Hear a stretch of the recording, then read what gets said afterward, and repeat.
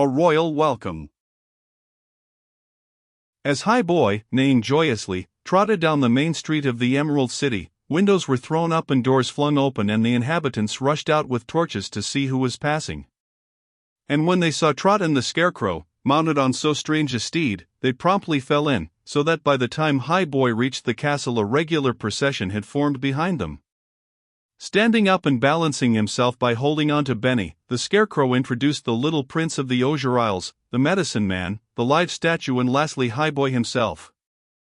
Then Highboy, to the great delight of the multitude, stretched up and then down, switched his umbrella tail and bowed so often and vigorously that Trot and the others had all they could do to keep their places. The wild cheers and shouts at Highboy's performance brought the occupants of the castle running to the windows and doors to see what was the matter. "Why, Trot," cried Dorothy, dashing down the golden steps. "We've been hunting you all day and we're just going to look in the magic picture to see where you were." "Well, here we are, my dear," laughed the Scarecrow, "and we bring strange news and 4 strangers to the castle. Hello, Hocus." "Hello, Jack." "Hi there, Tick-Tock." "Howdy, Scraps." Waving to the celebrities who crowded the open doorway, the Scarecrow urged Highboy to enter. Mounting the steps carefully and being careful not to tread upon any toes, Highboy stepped proudly into Ozma's royal residence, Dorothy dancing ahead to announce them to the little fairy. Betsy, Ozma, Nick Chopper and Jellia Jam, a small maid-in-waiting, were playing Pachisi, but hastily pushed back the board as Highboy came cantering in. The Scarecrow urged Highboy to enter. "Why, here's the whole pack," cried the Tin Woodman, jumping up and waving the tin funnel he used for a hat. "The pack horse, too," finished Nick, eyeing the king's steed in some surprise. "Pack horse," snorted Highboy, stopping short and rolling his red eyes temperishly. "I'm a high horse, you odd-looking junkman, and I'll have you know I stand very high in my own country." To prove his claim, Highboy clicked his telescope legs up so fast that Trot bumped her head on the ceiling and the Scarecrow dove at once to the carpet. "Down! Down!" whispered Philidor reprovingly. "And don't forget you are in the presence of royalty." Lowering himself with one great jerk, Highboy shortened his front legs and made a deep bow to the little ruler of Oz, and Trot and the others lost no time tumbling off. "The Prince of the Osier Isles, your Majesty," puffed Trot, as Ozma gave Highboy a bewildered smile. "The Medicine Man of Oz and my friend Benny, from Boston." "Is he alive?" whispered Betsy, putting out her hand to touch the stone man, who was bending stiffly before the throne. "Alive, but not a real person," sighed Benny, fixing his stone eyes mournfully on Betsy Bobbin. "He's much better than a real person," declared the Scarecrow, rushing impetuously forward. "Just wait till you hear how he jumped into the mouth of a monster." "Tell us. Tell us," begged Betsy, clasping her hands. "Hast had an adventure, maiden?" Pushing his way to the throne, Sir Hocus, the good knight of Oz, took Trot eagerly by the arm. "Dozens and dozens," panted Trot, sinking down on the carpeted steps leading to the throne. "So many I hardly know where to begin." "Why not begin with me?" suggested Herbie, throwing out his chest importantly. Highboy groaned with impatience as the contents of Herbie's chest flew about the room, and the Wizard of Oz, who stood just behind Ozma, clapped on an extra pair of spectacles and hurried forward to get a better view of the Medicine Man. While Trot and the Scarecrow helped Herbie pick up his pillboxes, Ozma, noticing the worried expression of Prince Philidor, bade him come nearer and tell what was troubling him. Philidor, dropping on one knee before the throne, thought he had never seen a gentler little fairy than the Queen of all Oz. Feeling a bit shy in the presence of so great and grand a company, he arose and told the whole story of Mombai's enchantments and Quibiran's cruelty and of his flight on the Blue Gull to the hut of Tattypoo. Ozma and her advisors were not only astonished at the little prince's troubles, but alarmed and distressed by the unexplainable disappearance of the Good Witch. As soon as Philidor tells us the rest of his story, we will look for Tattypoo in the magic picture, murmured Ozma, and also for the Queen of the Osier Isles. I'd like a chance at that monster, blustered Sir Hokus, who was a famous dragon slayer, and myself and sword are at your service, princeling.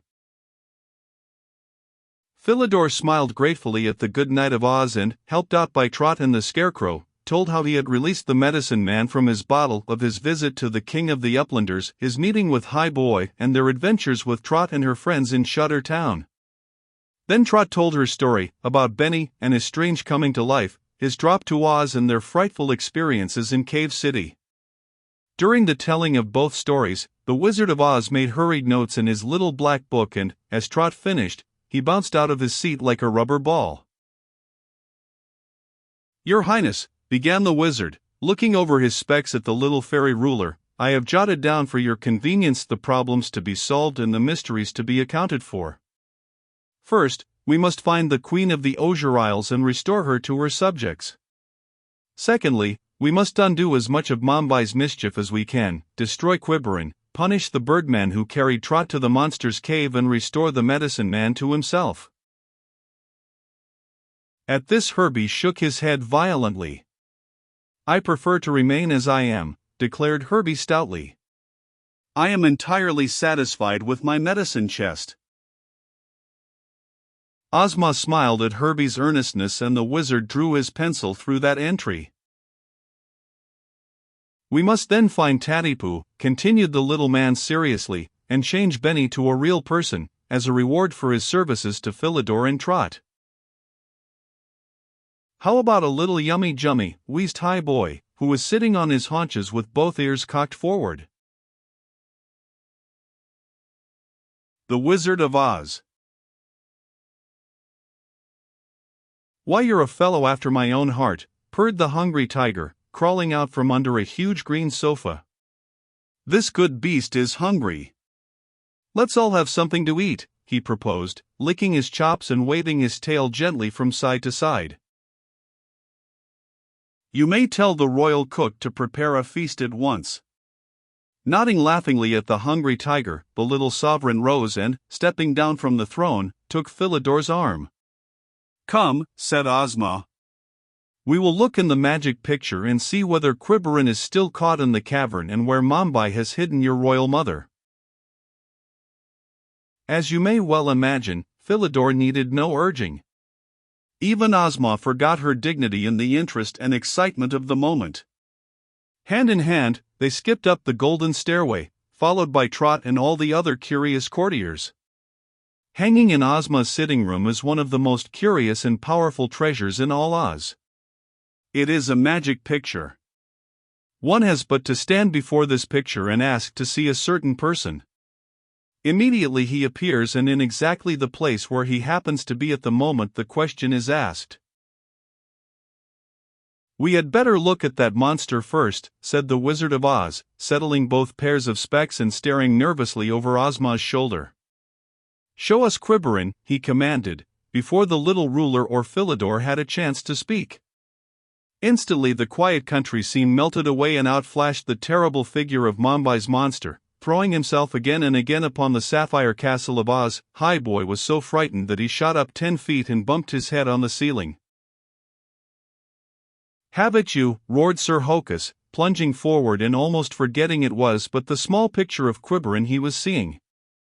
Philidor and Trot clutched one another in horror and only Ozma remained calm.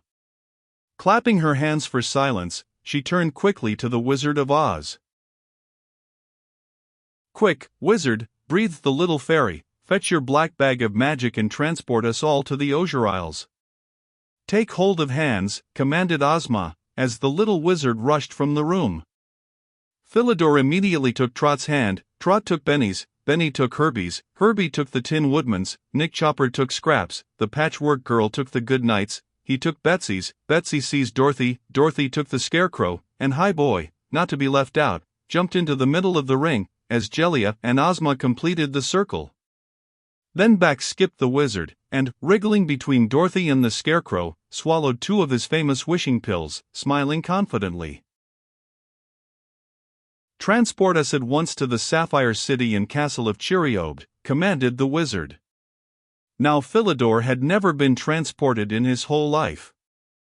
Gritting his teeth and closing his eyes, he waited tensely for something to drag him through the air and wondering fearfully if they would be in time to save his father and the royal household.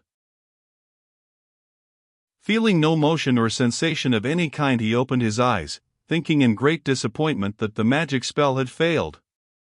But so powerful are the wizard's wishing pills, they transport one in a twinkling and without ruffling so much as an eyebrow. So when the little prince opened his eyes, he was terrified to find Quiberin in the center of their magic circle and the circle itself in the gardens of his father's blue palace. With part of his long body coiled up in a flower bed, and the other poised to strike another blow at the king's castle, the awful monster did not even seem aware of the people from the Emerald City. Trot hid her face on Philidor's shoulder, and Philidor, with a shudder, saw the good knight draw his sword. But before Sir Hokus could make a thrust, or Quiberin could strike, the Wizard of Oz, blowing a black powder into the air, stamped 3 times with his left foot. With a terrible bellow, the great fear-fish began to hurl himself at the castle, but froze in mid-air, petrified by the wizard's black magic into a glittering dragon of silver and bronze. "We'll move him later," observed the wizard calmly. "A shame to have a creature like that cluttering up so lovely a garden, but now let us go in to the king." "We'll move him later," said the wizard. Scarcely able to believe his eyes, and with many backward glances, the little prince tiptoed to the great jewel-trimmed door and knocked twice. But no one came. Then Sir Hokus thumped loudly with his mailed fist, and Highboy, turning about, played a lively tattoo upon the panels with his heels. "They still think it's Quiberin," snorted Highboy at last. "Wait here, I'll look in and see whether everything's all right." Stretching up till he was on a level with one of the skylights, Highboy butted out the sapphire pane and stuck his head through the opening.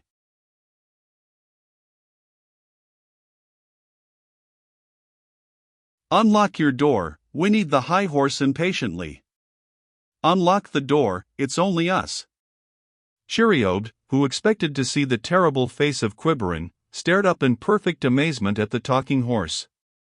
It was not, you must admit, a very reassuring sight to see a horse's head coming through the roof, and for a few seconds he was too stunned to move or speak.